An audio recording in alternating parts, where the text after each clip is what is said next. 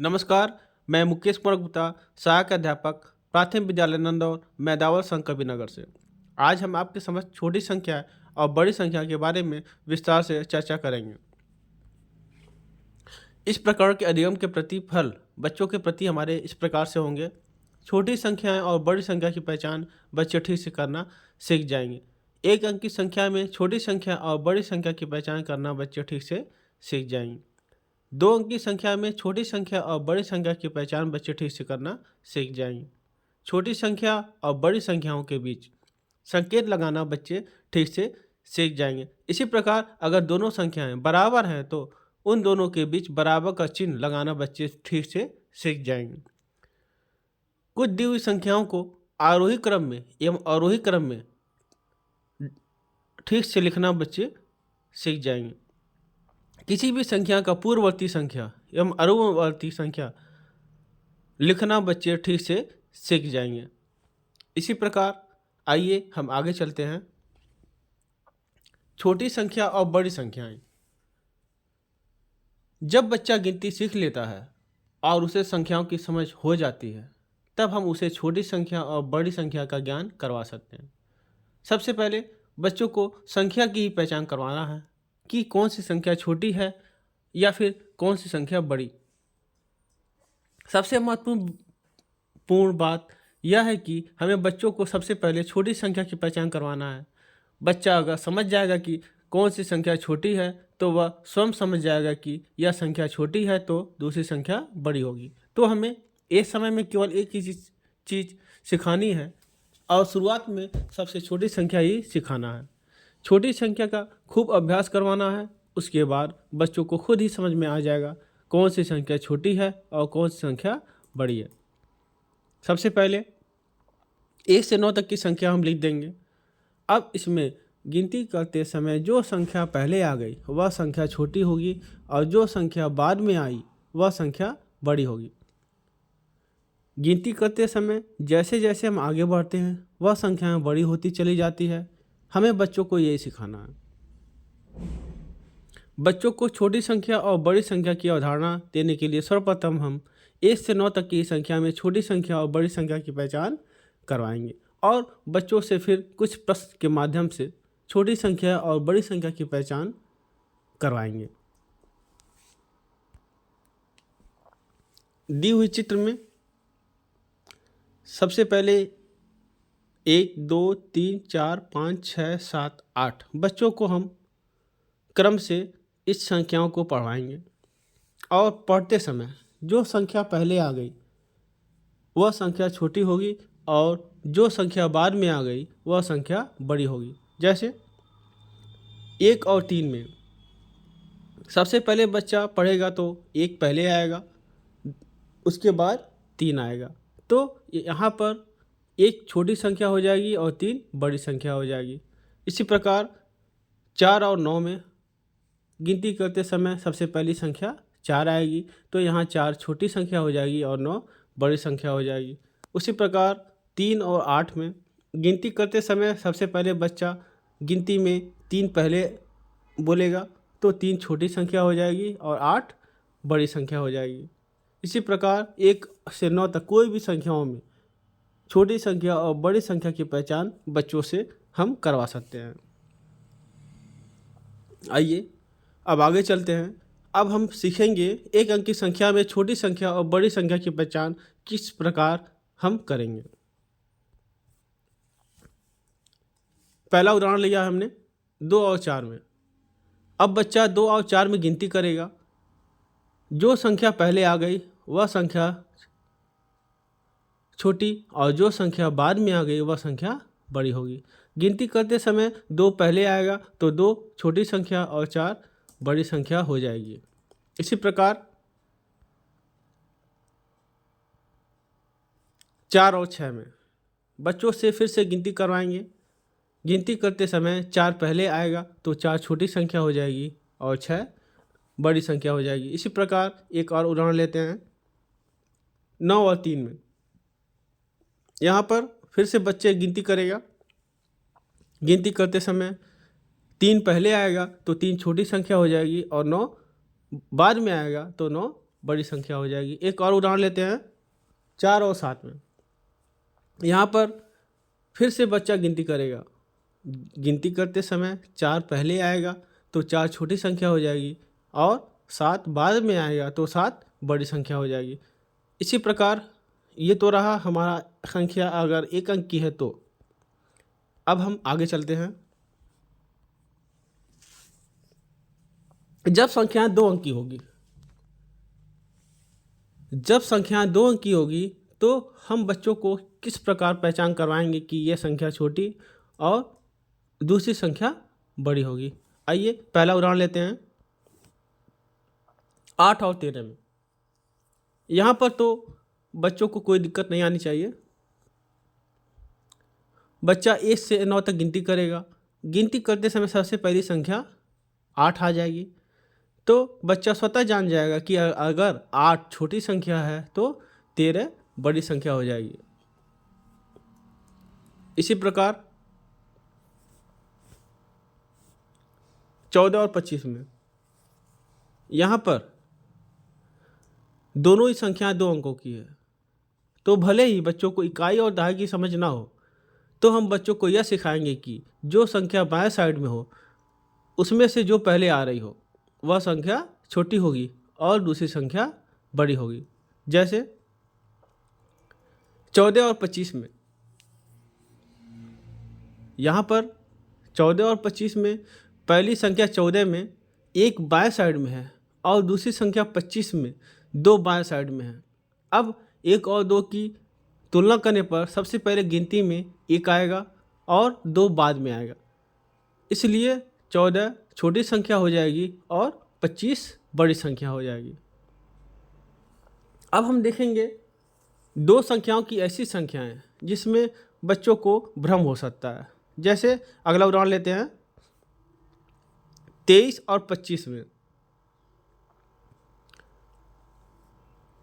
अब दी हुई संख्या जैसे 23 और 25 में, यहाँ पर दोनों में बाएं संख्या 2 है। अब बच्चों को यह भ्रम हो जाएगा कि कौन सी संख्या छोटी और कौन सी संख्या बड़ी है। इस दशा में हम बच्चों से कहेंगे कि अब संख्या की दाहिनी साइड वाली संख्या लेंगे और उनमें तुलना करेंगे, कौन सी संख्या पहले आएगी और कौन सी संख्या बाद में आएगी। दी हुई संख्या में दोनों संख्याएं 2 अंकों की है और दोनों संख्याओं की बाएं साइड की संख्या समान है। अब हम संख्या की दाहिने साइड की संख्या की तुलना करेंगे। जैसे 23 में दाहिने साइड की संख्या 3 है और 25 में दाहिने साइड की संख्या 5 है। 3 और 5 में छोटी संख्या 3 होगी और 5 बड़ी संख्या होगी। इस प्रकार दी हुई संख्या में 23 छोटी संख्या हो जाएगी और 25 बड़ी संख्या हो जाएगी। इसी प्रकार हम 2 अंक की संख्याओं में बच्चों से छोटी संख्या और बड़ी संख्या की तुलना कराना सीख जाएंगे कि इन संख्याओं में कौन सी संख्या छोटी है और कौन सी संख्या बड़ी होगी। आइए आगे चलते हैं। यहाँ कुछ अभ्यासकार है। 2 संख्याएं दी हुई है। बाएं साइड की संख्याओं में छोटी संख्या को घेरा बनाना है और दाहिने साइड की संख्याओं में बड़ी संख्या को घेरा बनाना है। सबसे पहले बाएं साइड की संख्या की ओर चलते हैं। 26 और 12, यहाँ पर संख्याएं 2 अंकों की है तो सबसे पहले हम बाएं साइड की संख्या को देखेंगे। 26 में बाएं साइड की संख्या 2 है और 12 में बाएं साइड की संख्या 1 है। तो ये तो बच्चा 1 से 9 तक गिनती करेगा, यहाँ पर 1 पहले आएगा और 2 बाद में आएगा तो 12 छोटी संख्या हो जाएगी और 26 बड़ी संख्या हो जाएगी। यहाँ पर हमें छोटी संख्या को घेरा बनाना है तो 12 को हम घेरा बना लेंगे। इसी प्रकार 7 और 18 में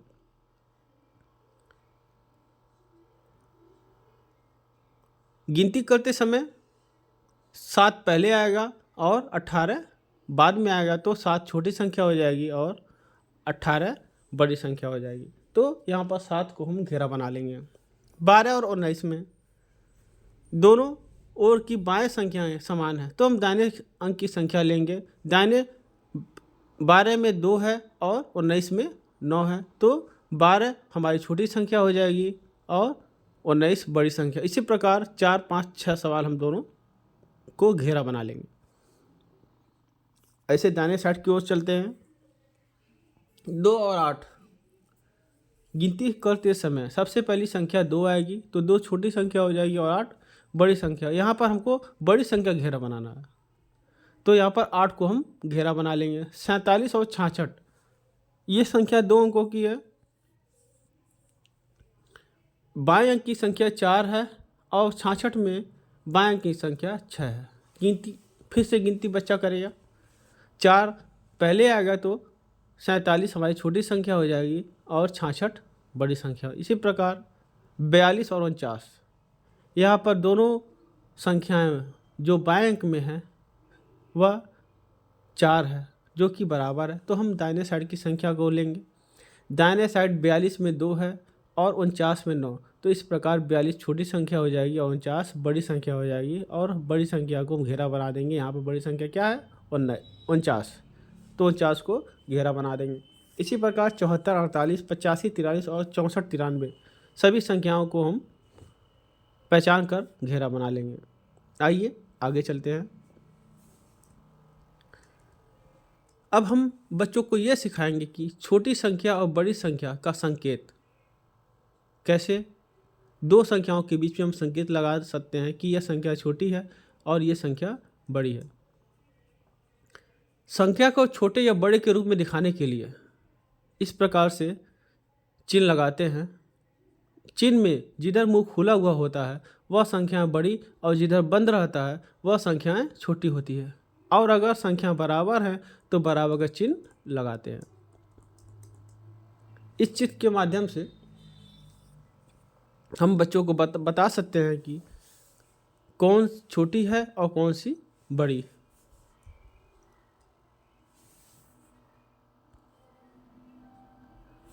आगे कुछ अभ्यासकार हैं। यहाँ पर चिन्ह लगाने हैं कि दोनों संख्याओं में कौन सी छोटी है और कौन सी संख्या बड़ी है, या फिर दोनों संख्याओं में अगर कोई संख्या बराबर है तो हम बराबर का चिन्ह लगा देंगे। जैसे पहला सवाल है 24 और 29 में।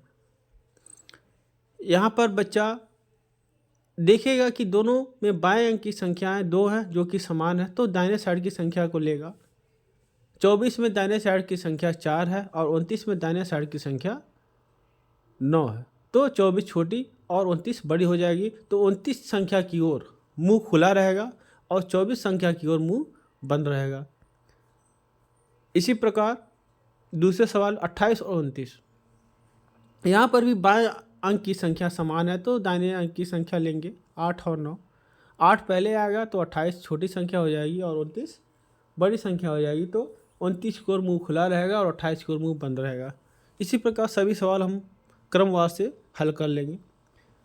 यहाँ पर एक पांचवा सवाल है 28 और 28। यहाँ पर बाएं अंक की संख्या तुलना करेंगे, दोनों संख्या बराबर है। दाहिने अंक की संख्या तुलना करेंगे, दोनों संख्या बराबर। तो यहाँ पर हम छोटी या बड़ी का चिन्ह ना लगाकर दोनों के बीच में बराबर का चिन्ह लगाएंगे। आइए अब इसी क्रमवार में हम आगे चलते हैं। आरोही असेंडिंग क्रम और अवरोही जिसको डिसेंडिंग क्रम भी कहते हैं। आरोही क्रम में छोटी संख्या से बड़ी संख्या की ओर चलते हैं और अवरोही क्रम में बड़ी संख्या से छोटी की ओर लिखते हैं। दिए हुए चित्र में आरोही क्रम में सीढ़ी से हम 1, 2, 3, 4, 5 नीचे से ऊपर की ओर चलते हैं, यानी सबसे पहले छोटी संख्या होगी, उसके बाद क्रमवार बड़ी संख्या होती चली जाएगी। इसी प्रकार चित्र में अवरोही क्रम में सीढ़ी में हम ऊपर से नीचे उतरेंगे 5, 4, 3, 2, 1, तो सबसे पहले बड़ी संख्या होगी, उसके बाद क्रमवार उससे छोटी संख्या हो जाएगी। यानी आरोही क्रम में छोटी से बड़ी की ओर चलेंगे और अवरोही क्रम में बड़ी से छोटी की ओर चलेंगे। यहाँ पर कुछ अभ्यासकार है। बाएं अंक की संख्याएं कुछ दी हुई हैं और कुछ दाहिने संख्याएं दी हुई हैं। जो बाएं अंक के अभ्यासकार हैं वहाँ पर आरोही क्रम में यानी छोटे से बड़े की ओर चलेंगे और दाहिने साइड की संख्याओं में अवरोही क्रम में लिखना है यानी बड़े से छोटे की ओर चलेंगे। जैसे पहला सवाल लेते हैं 23, 8, 50, 43। सबसे पहले छोटी संख्या 8, उसके बाद 23, उसके बाद 43, उसके बाद 50 होगी। तो यहाँ आरोही क्रम में लिखना है यानी छोटी पहले और बड़ी बाद में। तो सबसे पहले लिखेंगे 8, 23, 43, 50। इसी प्रकार दूसरे सवाल में सबसे छोटी संख्या 16 होगी, उसके बाद 75, उसके बाद 89, उसके बाद 95। तो यहाँ पर हम लिख देंगे 16, 75, 89 और 95। तो यहाँ बच्चे ठीक से आरोही क्रम में लिखना सीख जाएंगे दी हुई संख्याओं को। इसी प्रकार सभी सवाल हम बच्चों से करवा लेंगे। आरोही क्रम में यानी बड़ी संख्या पहले और छोटी संख्या बाद में हो जाएगी। हमें सीढ़ी से ऊपर से नीचे उतरना है, ना कि नीचे से ऊपर। आइए पहला सवाल 23, 12, 54, 88। यहाँ पर सबसे छोटी संख्या 12, उसके बाद 23, उसके बाद 54, उसके बाद 88। तो आरोही क्रम में बड़ी संख्या पहले होगी यानी 88, 54, 23 और 12। इसी प्रकार दूसरे सवाल में 21, 56, 88 और 34। यहाँ पर सबसे बड़ी संख्या 88, उसके बाद 56, उसके बाद 34, उसके बाद 21। इस क्रम में और एक क्रम में हम बच्चों को ठीक से लिखना सिखा सकते हैं। इसी प्रकार 3, 4, 5, 6, 10 सवाल हम बच्चों से खूब अभ्यास करवा लेंगे। आइए अब आगे चलते हैं। किसी भी संख्या का पूर्ववर्ती एवं अनुवर्ती संख्या की इस कैसे निकालेंगे। किसी भी संख्या के ठीक पहले की संख्या को पूर्ववर्ती संख्या एवं ठीक बाद की संख्या को अनुवर्ती संख्या कहते हैं। पूर्ववर्ती एवं अनुवर्ती संख्या कैसे निकालें। किसी भी संख्या का पूर्ववर्ती संख्या निकालने के लिए उसमें से एक घटा देते हैं और अनुवर्ती संख्या निकालने के लिए उसमें एक जोड़ देते हैं। जैसे 57 की पूर्ववर्ती एवं अनुवर्ती संख्या कैसे निकालेंगे।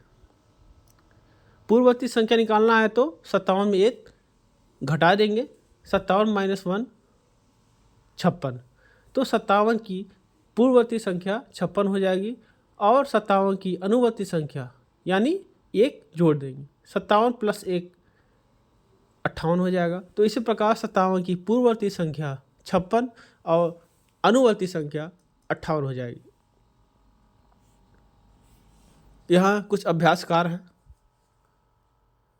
बीच में संख्याएं दी हुई हैं, उनके ठीक पहले यानी पूर्ववर्ती संख्या और उनके ठीक बाद की संख्या यानी अनुवर्ती संख्या को लिखना है। 34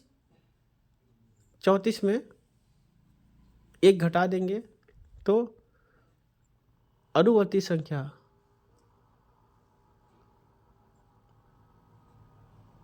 35 हो जाएगी और पूर्ववर्ती संख्या 33 हो जाएगी।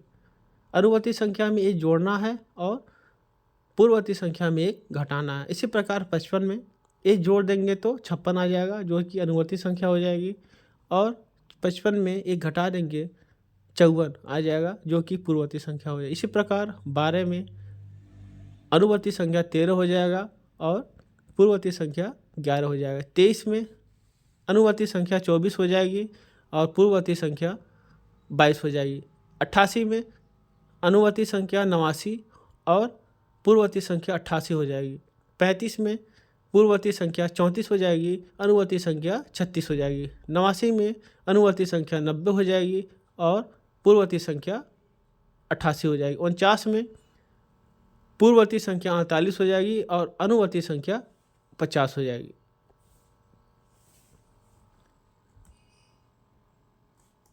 ये रहा हमारा बड़ी संख्या और छोटी संख्या के बीच कैसे पहचान कराना सीख जाएंगे, बच्चे सीख पाएंगे।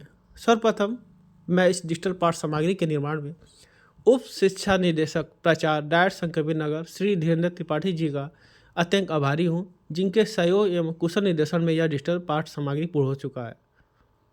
इसके पश्चात मैं श्री उपेंद्र यादव जी प्रवक्ता सामाजिक विज्ञान का अत्यंत आभारी हूँ, जिन्होंने विषय के चयन में सहयोग किया एवं समय समय पर मार्गदर्शन करते रहे। मैं जिला शिक्षा एवं प्रशिक्षण संस्थान के सभी गुरुजनों का अत्यंत आभारी हूँ, जिनका इस प्रबंध को पूर्ण करने में सदैव सहयोग प्राप्त होता रहा है। धन्यवाद।